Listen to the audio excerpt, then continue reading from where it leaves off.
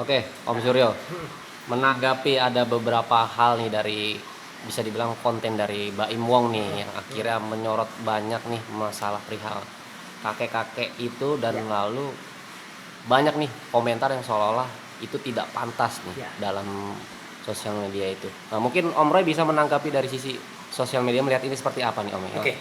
Nah, inilah era dunia digital sekarang, era sosmed sekarang. Jadi artinya sosial media itu bisa digunakan seperti pisau, dua ujungnya gitu. Ujungnya bisa positif, ujungnya bisa negatif, ya gitu. Ujung positifnya kalau pas kita melakukan sesuatu hal yang dipandang baik oleh masyarakat dan mungkin itu mencitrakan kebaikan, itu pasti akan menaikkan popularitas atau juga kemudian akan membuat nilai positif atau bahkan kekaguman bagi sosok tertentu. Tapi bisa juga kebalikannya, ya seperti yang barusan dialami oleh Mbak Imbong kepada seorang kakek-kakek bernama Suhut ini, ya. Jadi artinya adegannya adalah sebenarnya itu suatu peristiwa biasa. Jadi artinya ada kakek-kakek yang mungkin membutuhkan perhatian sesama umat manusia dan itu lumrah, dan sesama manusia kita saling tolong menolong. Cuman kemudian karena Mbak ini ya seorang YouTuber juga, di mana saja dia direkam dan kemudian kejadian itu juga dia rekam, ya. Dan sebenarnya disinilah poin kritisnya. Artinya ketika dia merekam kejadian itu, kemudian dia melihatnya, di situ sebenarnya dia bisa mempertimbangkan banyak hal. Layakkah ini untuk kemudian di posting, ya, atau kemudian dipublish sehingga masyarakat mengetahui atau tidak? Dan disitulah titik kritis itu mungkin yang saya nilai adalah lewatnya ada di situ. Jadi ketika dia kemudian mempublish marah-marahnya, dia mempublish umpatannya kepada seorang kakek yang kemudian ternyata kakek itu memang membutuhkan bantuan, membutuhkan perhatian dari dia, tapi ternyata justru dimarahi, ternyata justru mengalami umpatan. Nah, di sini kemudian sosial media bisa berakibat ya seperti kata pepatah, ya, kalau orang bilang kalau di sosmed itu bukan lagi mulutmu harimaumu, tapi jarimu juga harimaumu. Karena sebenarnya ketika dia marah itu mungkin kalau dia langsung saat itu juga menyesal, ya, kemudian dia mengetahui kejadiannya dan dia kemudian insaf, atau dia malah berbuat kebaikan kepada yang bersangkutan dan itu yang diupload, nah tentu perspektifnya akan beda. Tapi masalahnya adalah yang diupload adalah kejadian ketika dia hanya marah saja, dan itu yang kemudian membuat jari dia gitu ketika dia mengupload kejadian sebenarnya bisa dia filter itu, tapi tidak dilakukan, malah itu diupload, sehingga membuat masyarakat Indonesia, ya, kalau kita bicara data sekarang, ya, kita jumlah penduduk kita 274,9 juta jiwa, kemudian lebih dari 180 juta orang itu memiliki akun sosial media, ya gitu. Memang itu terbagi-bagi, ya, akun sosial medianya. Ada yang memiliki IG, ada yang memiliki YouTube, ada yang memiliki TikTok, ada yang memiliki Twitter dan lain sebagainya. Dan ini semua kalau dikumpulkan, ya, jumlahnya adalah mayoritas dari seluruh rakyat Indonesia sekarang. Akibatnya apa yang terjadi? Citra dari seseorang bisa yang tadinya kemudian itu citranya baik atau disukai banyak orang. Nah, gara-gara postingan dia yang mungkin awalnya itu menambah follower, menambah subscriber, kemudian dijadikan konten, akibatnya malah banyak unfollow. Sekarang kita bisa lihat, ya, banyak gerakan untuk mengunfollow yang bersangkutan, untuk mengunfollow Baim Wong atau kemudian mengunsubscribe yang bersangkutan, dan kemudian dia kehilangan banyak penyuka atau banyak subscribernya, ya, followernya, yang itu akan merugikan yang bersangkutan. Itu akibat yang bisa dialami. Oke, Om Roy, ini kan maksudnya dalam arti ini kan sumber video ini kan pertamanya itu kan sebenarnya ada di Baim nih. Ya. Nah, kemudian dia posting tuh tujuannya mungkin maksudnya untuk edukasi nih. Tapi terus dia merasa nggak nyaman karena diikuti nih awalnya oleh kakek itu kan. Ya. Nah, tapi awalnya itu sebenarnya ini akibatnya menjadi genderang nih perang, akhirnya banyak pihak simpati pada Pak Suhut nih karena Ya. perihal Pak Suhut ini kan bisa dibilang awalnya dia ingin menjual sebuah jus ama kepada Baim, menawarkan gitu. Namun ada perspektif seolah Pak Suhut ini mengemis pada Baim. Nah, ini maksudnya ini penggunaan konten seperti ini nih, walaupun tidak untuk dikontenkan, sebenarnya dalam sosial media ini layak atau tidak sih? Betul. Jadi inilah yang saya sebut, semua itu bisa berujung dua, ya. Artinya berujung sisi positif kepada yang bersangkutan kepada Baim dalam hal ini, tapi juga visi negatif itu sebagian saya lihat. Tapi juga bisa kalau ini kemudian dieksplor atau berlebihan eksplornya atau lebay ya. Saya lihat sekarang ada banyak juga yang memanfaatkan Pak Suhut ya.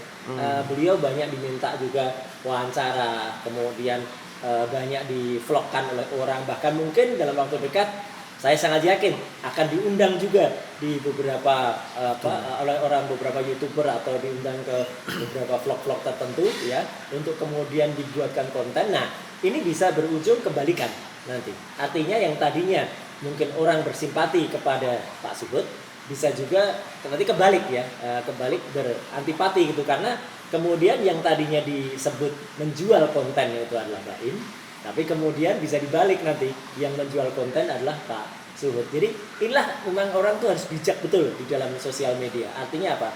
Harus pas ya gitu, harus terukur, bahkan mungkin terstruktur. Di satu sisi mungkin kalau Baim itu awalinya itu dengan terukur dia marah-marahnya atau dia kemudian menolong yang bersangkutan itu mungkin akan langsung menaikkan citranya dan dia tidak sempat mengalami penurunan follower.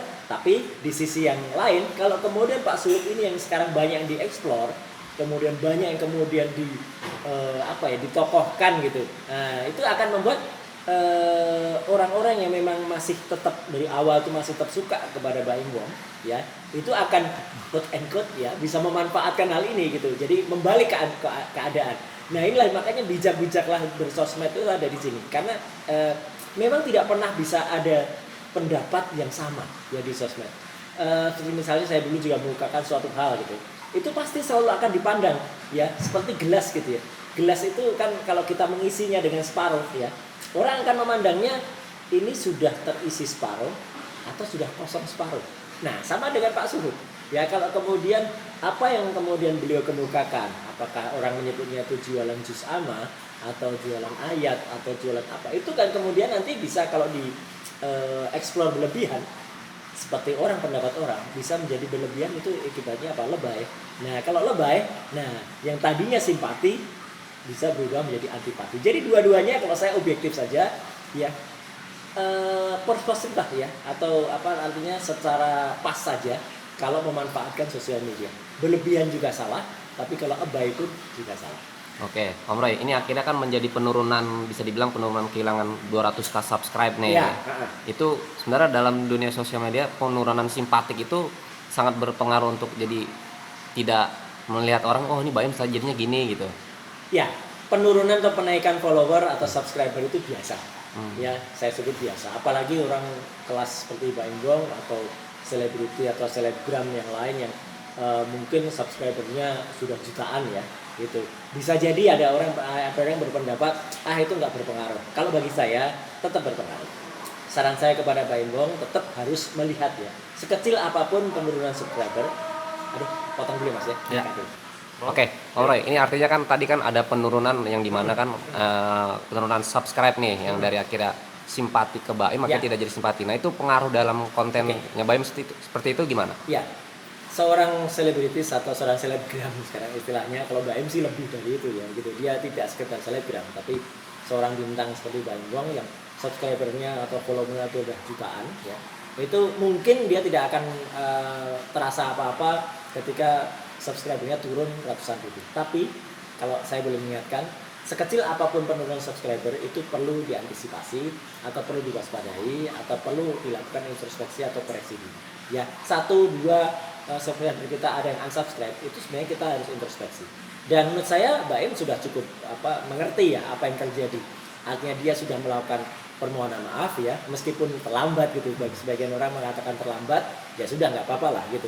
Yang penting dia sudah menyadari itu dan dia kemudian mungkin harus berhati-hati lagi untuk buat konten selanjutnya. Kalau misalnya dia sempat merekam apapun kejadiannya, sebelum dia memposting ya, ini kalau istilahnya Kominfo, saring dulu sebelum sharing ya gitu. Jadi dia menyaring dulu apa yang kira-kira menguntungkan atau tidak ya. Sebelum kejadian dia harus merecovery itu ya. Mungkin banyak pendapat mengatakan nggak ada gunanya deh gitu di recover atau juga itu cuma sedikit. Tapi kalau saran saya sedikit apapun itu lama-lama bisa jadi bukit ya gitu, dan satu subscriber itu bisa berpengaruh juga ke subscriber yang lain ya. Dan ini menurut saya tetap ya, saya pun juga kalau memiliki subscriber ya, saya di Twitter atau di IG, kalau tiba-tiba saya melihat kok ada gerakan ya, atau gerakan tuh mungkin ada sesuatu pergerakan dari jumlah kita itu yang tiba-tiba melonjak drastis atau tiba-tiba menurun drastis, itu kita harus evaluasi diri, harus introspeksi apa yang terjadi. Oke, Om, ini terakhir juga Om ya. Ini kan maksudnya nggak kali pertamanya Mbak Im sebenarnya melakukan hal seperti ini nih, menolak kasih bantuan. Dan ini baru kali ini akhirnya viral nih dari itu. Nah mungkin pemilihan konten yang layak dan layaknya sebenarnya Mas Baim ini perlu ditelaah lagi atau gimana Om? Mungkin Om Suryo bisa menanggapi hal ini. Inilah pelajaran sangat berharga yang mungkin kesekian kalinya dialami oleh Mbak Im ya gitu. Artinya apa? Dan juga pesan saya bukan kepada Mbak Im saja, tapi juga untuk selebriti yang lain atau selebgram yang lain ya.